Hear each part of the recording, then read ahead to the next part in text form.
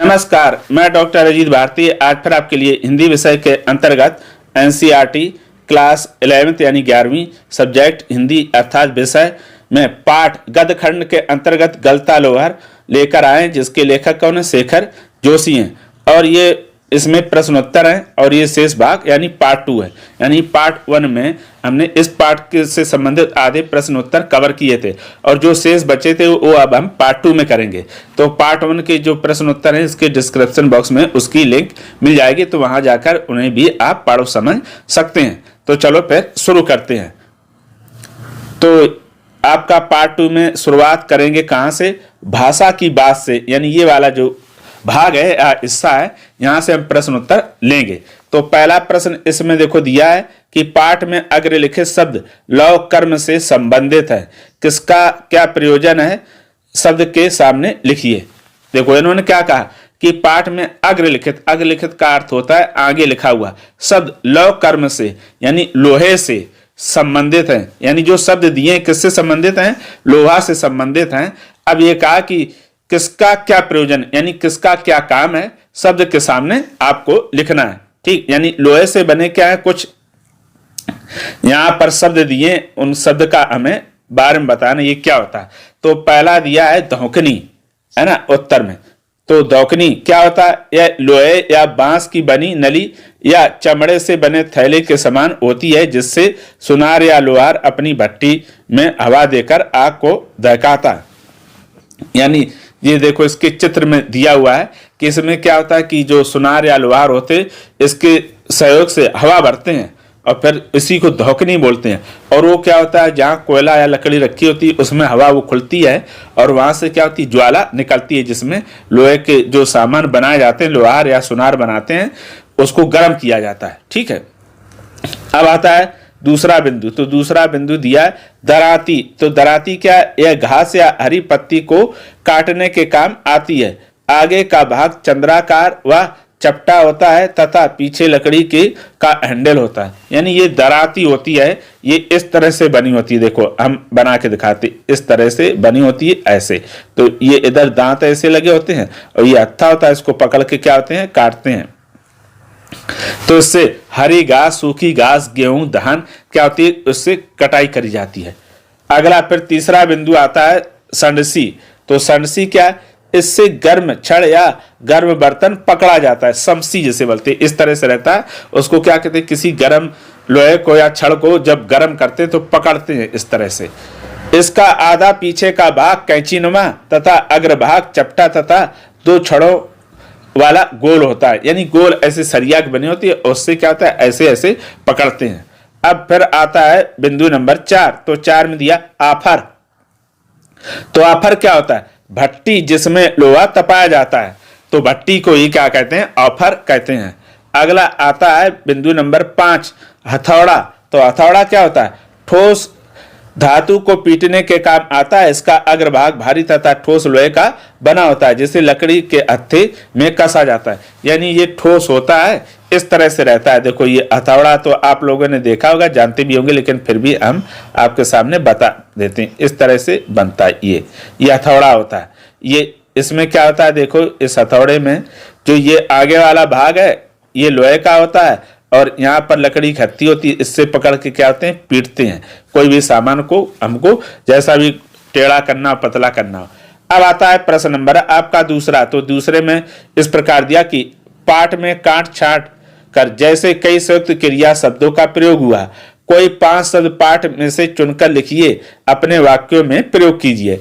इन्होंने कहा कि पाठ में काट छाट कर जैसे, ये क्या है, शब्द काट और छाट। ठीक है, जैसे कई संयुक्त क्रिया शब्द का प्रयोग किया गया, यानी ये काट छाट जो दिया है, इसी तरह और भी कई संयुक्त क्रिया शब्द हैं, उनको क्या करना है, कोई 5 शब्द पाठ में से चुनना है और अपने वाक्य में प्रयोग करना है। तो चलो चुन लेते हैं। तो उत्तर, तो पहला उलट पुलट। अब इसका वाक्य में प्रयोग कैसे हमें करना है? हलवाई तेल से भरी कढ़ाई में जलेबियों को उलट पलट रहा था। यानी जो हलवाई रहता है, जो मिठाई बनाता है या जलेबी बनाता है, वो क्या होता है, तेल की कढ़ाई में जलेबी छोड़ देता है, फिर उनको उलटता पुलटता है। फिर दूसरा बिंदु इसमें दिया हुआ है थका मांदा राघव थका मांदा घर लौटा। तो ये हो गया। फिर चौथा, ठोकते पीटते। मोहन ने लोहे की छड़ को पहले भट्टी में खूब गर्म किया, उसके बाद उसे ठोकते पीटते गोल बना दिया। तो ये क्या हो गए, क्रिया संयुक्त वाले शब्द हो गए। फिर पांचवा, हीला हवाली करना। अध्यापक के द्वारा हीला हवाली करने पर प्रधानाचार्य ने अवकाश का पत्र निरस्त कर दिया। तो ये हो गए आपके पाठ से निकाले गए क्रिया वाले शब्द और उनका प्रयोग। अब आता है प्रश्न नंबर 3 दिया, बूते का प्रयोग पाठ में 3 स्थानों पर हुआ है, उन्हें छाट कर लिखिए और जिन संदर्भों में उनका प्रयोग है उन संदर्भों में उन्हें स्पष्ट कीजिए। ये कहा गया है जो बूते शब्द है ये क्या है, पाठ में कितनी बार आया, 3 बार। आपको क्या करना है, उन्हें छाट कर जिन संदर्भों में उनका प्रयोग किया उन संदर्भों में उन्हें स्पष्ट करना है। तो चलो शुरू करते हैं। उत्तर में लिखेंगे कि बूते का प्रयोग पाठ में निम्न 3 स्थानों पर हुआ है। तो पहला, बूढ़े बंशीधर जी के बूते का अब यह सब काम नहीं रहा। तो एक तो ये बूते शब्द का पाठ में क्या करा गया, प्रयोग, कि बूढ़े बंशीधर जी के बूते का अब यह सब काम नहीं रहा। तो इसका संदर्भ यानी कैसे उत्तर लिखेंगे कि पहले बूते का अर्थ है बस, ठीक है। अर्थात बंशीधर पुरोहित जब बूढ़े होने लगे तो खेतों में काम करना उनके बूते का नहीं रह गया था। जवान पुत्र मोहन ने पिता की दशा तथा परिवार की आवश्यकता को देखा और अपनी जिम्मेदारी को समझकर खेतों में जाकर काम करने के लिए सोचा। तो ये हो गया आपका बूते शब्द का क्या, इसका हमने अर्थ बता दिया। यहाँ पर बस यानी बस ना होना और इसका प्रयोग भी बता दिया। अब आता है अगला बूते शब्द। तो दूसरा हमने वाक्य निकाला है कि यह 2 मील की सीधी चढ़ाई अब अपने बूते की नहीं है। ये हो गया वाक्य। अब इस यहाँ पर बूते शब्द का क्या अर्थ है, तो संदर्भ लिखेंगे, दूसरे बूते का अर्थ है बल पर। तो वृद्ध बंशीधर अपने जवान पुत्र मोहन से कहते हैं कि यजमान चंद्रदत्त जी के यहाँ रुद्री पाठ करने जाना। यजमान का घर 2 मील की सीधी चढ़ाई पर है, अपने बल पर वह 2 मील की चढ़ाई नहीं चढ़ सकते। तो यहाँ पर देखो ये अर्थ आ गया अपने बल पर। ये तो यहाँ पर बूते का अर्थ क्या, बल, समझ में आ गया होगा। अगला प्रश्न फिर आता है तीसरा। तो तीसरे में इस प्रकार से दिया हुआ है कि उसमें तीसरा ये रहा आपका सामने दिया, दान दक्षिणा के बूते पर वे किसी तरह परिवार का आधा पेट भर पाता था। तो यहाँ पर भी बूते का शब्द आया, ये देखो यहाँ पर दिया हुआ। अब इसका हम उत्तर कैसे लिखेंगे, तो इसका उत्तर लिखना बहुत आसान है। तीसरे बूते का अर्थ है हिम्मत। प्राइमरी स्कूल की परीक्षा में अच्छे अंक पाने के कारण मोहन को जब छात्रवृत्ति मिली तो पिता की हिम्मत बढ़ी। यदि पुत्र पढ़ लिखकर बड़ा आदमी बन जाएगा तो परिवार की गरीबी दूर हो जाएगी। हालांकि उसमें पाठ में दरिद्र लिखा है, हमने उसकी जगह पर गरीबी लिख दी ताकि आपको समझ में आए, दरिद्र मतलब गरीबी। तो एक ये हो गया। तो यहाँ पर कौन सा बूते का अर्थ क्या आया है, हिम्मत से, ठीक है।